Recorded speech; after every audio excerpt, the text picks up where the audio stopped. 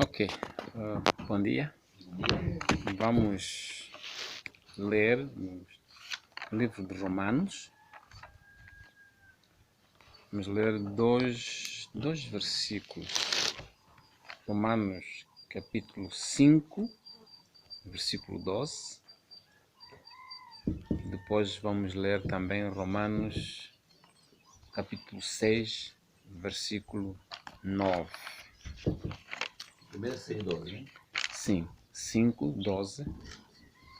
Depois 6, 9.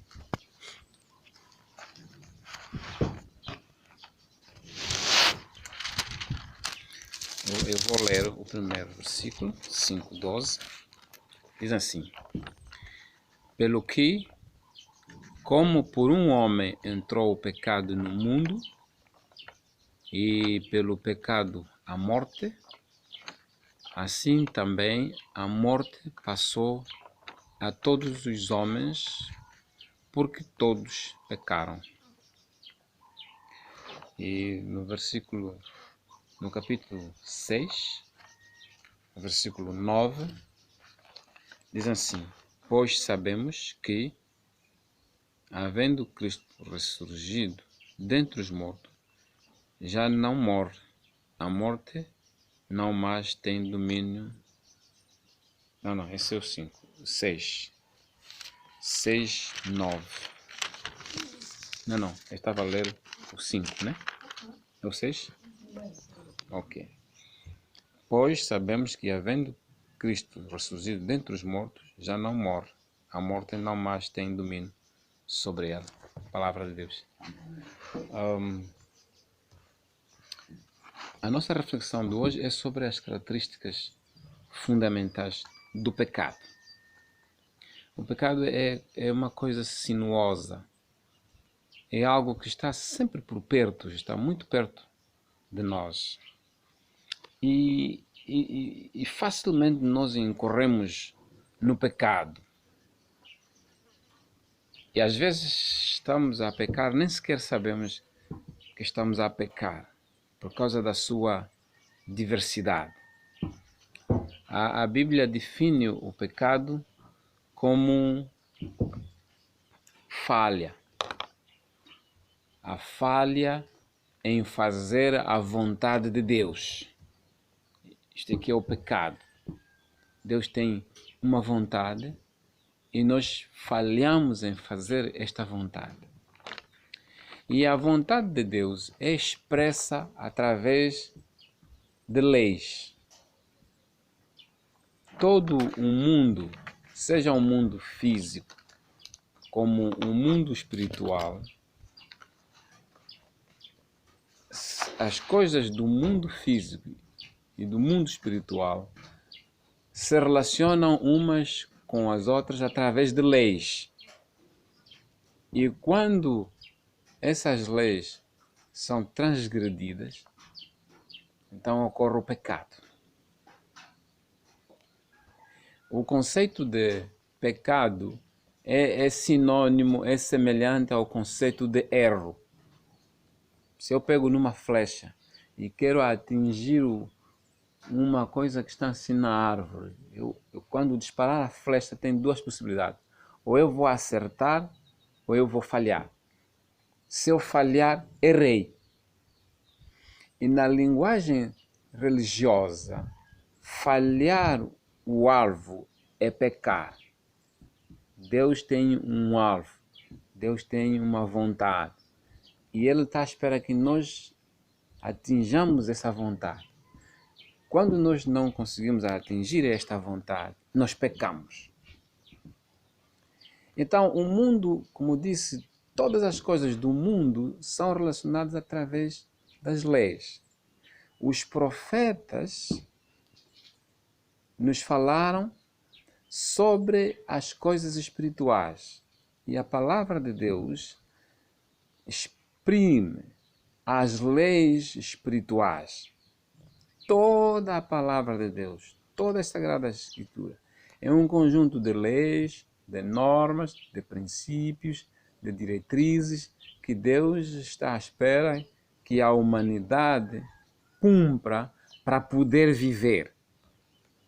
No livro de Êxodos, Deus diz a Israel, olha, se você escolher fazer as coisas que eu estou a dizer nos meus estatutos, então você vai ter prosperidade, você vai viver. Mas se você não cumprir esses meus estatutos, então tudo que é de mal vai te acontecer.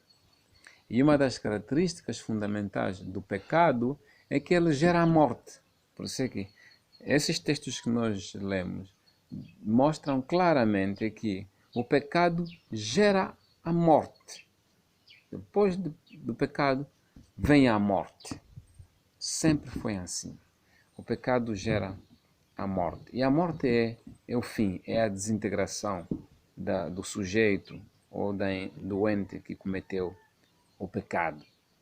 E assim, do ponto de vista espiritual e religioso, o pecado é a falha que alguém comete em relação a uma outra pessoa. A diferença entre o pecado e o erro é que o pecado é o erro que nós cometemos em relação a uma pessoa.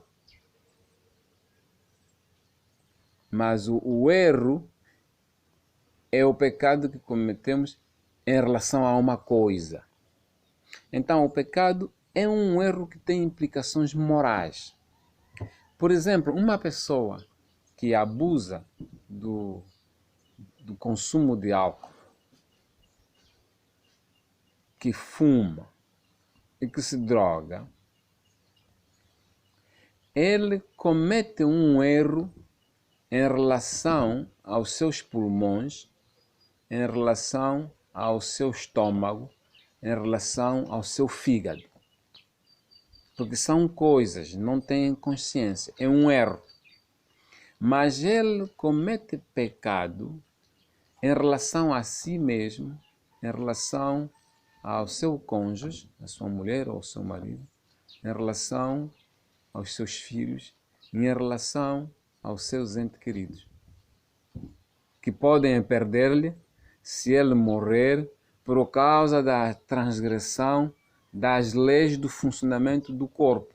O corpo tem leis que Deus fez. Esse corpo, para poder viver, tem que funcionar assim. Tem que consumir água, tem que comer, tem que fazer exercício físico, tem que descansar, não sei o que tal. E a pessoa que viola essas leis, ele comete um erro em relação ao seu próprio corpo. Mas ele comete pecado em relação à sua consciência. Comete pecado em relação aos seus filhos, em relação à sua esposa, em relação aos seus pais, que querem que ele viva mais tempo. Mas como ele está a violar as leis que Deus estabeleceu sobre o funcionamento do corpo, então ele vai morrer, porque o pecado traz a morte. E então o pecado tem implicações morais. Quando eu cometo uma falha que vai afetar uma pessoa, essa falha é pecado. Mas quando eu cometo uma falha que não vai afetar uma pessoa, é um erro. Se eu pego numa flecha e quero atingir a uma coisa, um objeto, ou quero uma pedra, e eu falho, isso não é pecado. Só falhei. Foi um erro. Errou. Eu pego numa arma e dou um tiro, mas o alvo que eu queria atingir não atingi. Então eu falhei. Mas essa falha não é um pecado. Essa falha é um erro. Mas se a falha que eu cometo vai afetar uma pessoa, então essa falha tem uma implicação moral. Quando o cônjuge, um homem ou uma mulher, é infiel à sua mulher ou ao seu marido, comete pecado, porque isso afeta a outra pessoa. Quando um pai ou uma mãe xinga os seus próprios filhos, né? Bate nos filhos, está sempre em discussão com os filhos, ele comete pecado, porque isso afeta pessoas. E isso em toda a nossa relação com as outras pessoas, sejam trabalhadores, sejam vizinhos. Então, tudo que nós fazemos e vai afetar uma pessoa, negativamente, é pecado. E isso vai gerar sempre a morte. As coisas físicas primeiro morrem, depois desintegram. Mas as coisas espirituais primeiro se desintegram, depois é que morrem. Então, um casal, por exemplo, primeiro tem uma desintegração no seu relacionamento. Primeiro tem problemas, começa com discussões, começa com ruptura, começa com violência, até o dia que o casamento tem que cessar. Então, primeiro começa a desintegração da harmonia, depois então vem a morte no plano espiritual. No plano físico, primeiro ocorre a morte, depois da desintegração. O corpo humano ou de qualquer animal primeiro morre, depois apodrece. Mas nas relações humanas, primeiro as relações primeiro se desintegram, primeiro há desarmonia, depois então é que vem a morte da relação. Mas o fulano e o fulano já não se dão, já não conversam, já deixaram de ser amigos. Portanto, a amizade morreu. A amizade morreu por quê? Porque primeiro houve desintegração, houve desentendimento e depois então vem a morte. Essa é uma das características fundamentais do pecado. Gera a morte. E a morte gera a desintegração. A morte gera o fim das coisas que Deus tinha constituído. Porque Deus é que fez estas coisas. Deus fez o amor, a amizade, o relacionamento. E nós, pelo pecado, afetamos estas coisas e vem a morte. Então, precisamos ficar atento para ver de onde está nos a aproximar uma falha qualquer. Nós temos que vigiar, é ali onde entra o termo vigiar. Temos que vigiar sempre os nossos relacionamentos com os outros e principalmente com as pessoas que estão perto de nós, porque ninguém peca contra uma pessoa que está longe, porque não se relacionam. Uma pessoa que está no Lubango e eu estou aqui em Luanda, eu não vou pecar contra ela. Mas o pecado ocorre entre as pessoas que estão mesmo perto, porque é com essas pessoas que eu convivo que eu posso falhar. O meu sogro me pede para fazer alguma coisa e eu me esqueço. Ele vai pensar, ele não se esqueceu nada, ele fez mesmo de propósito. Né? Já estou a lhe afetar. Ele já começa a pensar, esse rapaz também, eu disse para ele fazer não sei o que e tal. E aí já começa a desarmonia e depois começa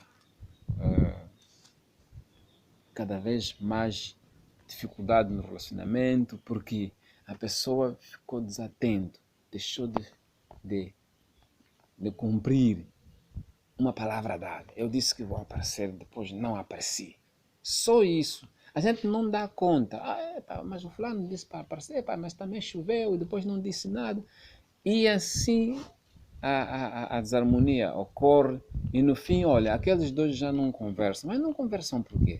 Não, um dia desse ele disse que ia aparecer, o outro esperou por ele, não apareceu, depois discutiram, depois não sei o que e tal.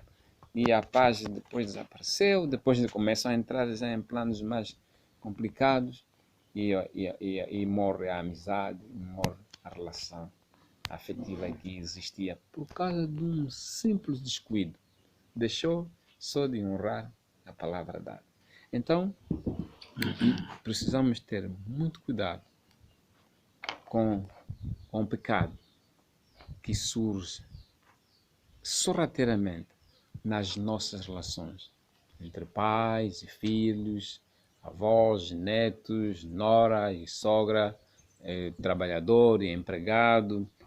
São milhares de coisas que podem acontecer e que podem afetar a nossa relação e podem conduzir à morte de um relacionamento que estava bom, à morte da paz, enfim, palavra de Deus. Amém. Muito obrigado.